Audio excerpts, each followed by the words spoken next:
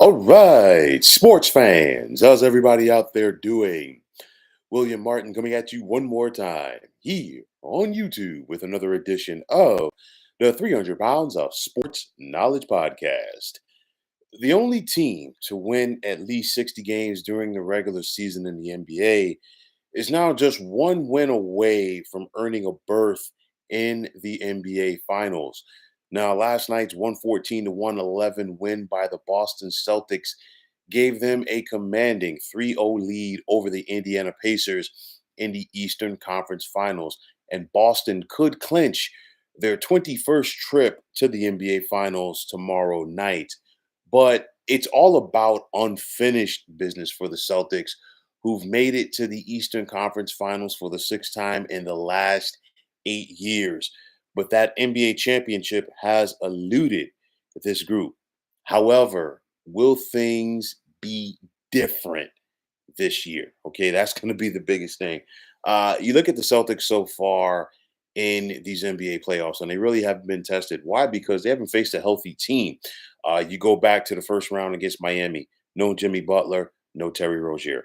You go back to the second round against Cleveland, no Jared Allen, and then of course Donovan Mitchell missed games 4 and 5 for the Cavs, and then of course this time around, after game two, the Celtics have not had to deal with Tyrese Halliburton. He was out with the hamstring injury for game three, and he's questionable for game number four.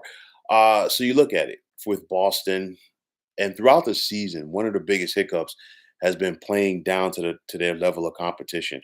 They gave a game away against Miami in that series. They gave a game away against Cleveland in that series. However, this time around, it looked like they were going to do it again last night against the Pacers before they rallied in the second half, came back, won that game, and now they have a very commanding 3-0 lead. But Boston needs to keep their foot on the gas. They've got it. If they have an opportunity like they do to close out a good Pacers team, then guess what? You need to do it and not give them hope. I talked about it, and I wasn't the only one coming into the season about the Drew Holiday factor for the Celtics. And he provides them with leadership. He provides them with championship experience. And this is a guy who is a solid perimeter defender. It showed up late again last night. Aside from everything else that he does, being with his leadership, he's also a ball handler. You can count on him at the defensive end of the floor. The Celtics once again saw that last night. And if they're able to win a championship this time around, I think Drew Holiday will continue to have a hand in that. But the win last night was bigger in in more ways than one. Okay, clearly you're up 3-0 on Indiana. You got an opportunity to close them out. But then, secondly, for me, you have a situation where Kristaps Porzingis has been out.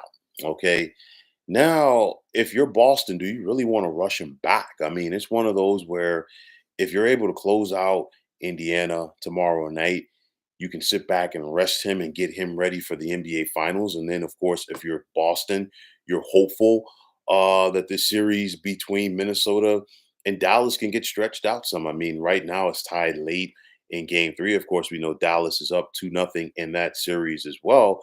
But of course, you want to have an opportunity to be fresh and rested once again heading into the NBA Finals.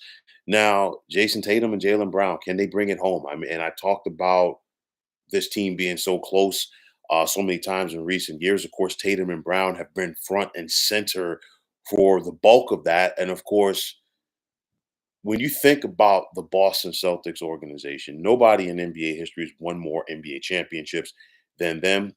They're currently tied with the Los Angeles Lakers at 17. But the Celtics are one of those organizations. Their great players are defined by the championships that they're able to win. And you really can't consider yourself a Celtics great until you're able to win a championship. And Jason Tatum and Jalen Brown, they've been to all-star games, they've been all NBA, you name it. But at the end of the day, their careers are going to be defined by whether or not they're able to get that championship. So it's going to be very interesting to see if this is the year. A lot of depth on this team with the likes of Derek White and Al Horford. I'm still personally not a fan of the Celtics taking as many 3-point shots as they do, most notably Jason Tatum and Jalen Brown. I've said it before and I'll continue to say it. I think they'd be better served driving to the basket more, playing with their backs to the basket more, and kind of balancing things out. But you know what? At the end of the day, it is what it is. And we could thank analytics for that a little bit. But nonetheless, Boston's chances if they get to the NBA Finals. I mean, you look at it, the matchup with Dallas would be extremely interesting. When you think about the finishers that the Mavericks have with Kyrie Irving and, of course, Luka Doncic, and then you think about the potential matchup with the Minnesota Timberwolves with the likes of Anthony Edwards. But nonetheless, I think the Celtics team will be ready. I think there's a little bit more urgency with this team this year. They've been as close as you can be in years past. They got to the finals 2 years ago, lost to the Golden State Warriors, got to the Eastern Conference Finals last year, were down 3-0 in a series that they were favored to win, came back, forced game seven. Of course, Jason Tatum got hurt early in game seven, and that was it. But nonetheless, maybe, just maybe, this is the year where things all come together for the Boston Celtics. Will they get that Eastern Conference trophy tomorrow night? I think they need to approach it like they're down 0-3. They need to be aggressive. You've got the Pacers on the ropes. This is a darn good Pacers team. You cannot give them life. So maybe, just maybe, this is a year where things come together completely for the Celtics. So, folks, that is going to wrap it up. And as always, I want to take this time out to thank all of you for tuning into the 300 Pounds of Sports Knowledge podcast here on YouTube.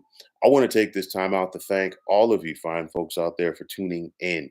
And if you haven't already, please feel free to subscribe to this channel. Now, if you're on the X, formerly known as Twitter, please feel free to follow me at 300 Pounds of Sports. And like I always say, if you follow me, it will be my pleasure to follow you right back. There's also the sports discussion group on Facebook at the Sports Depot 365. Now you can check it out. Drop a line and be a part of one of the better sports debating sites going on social media. So once again, fine folks, my name is William Martin, and I am signing off. And I'm saying take care and have yourselves a wonderful day.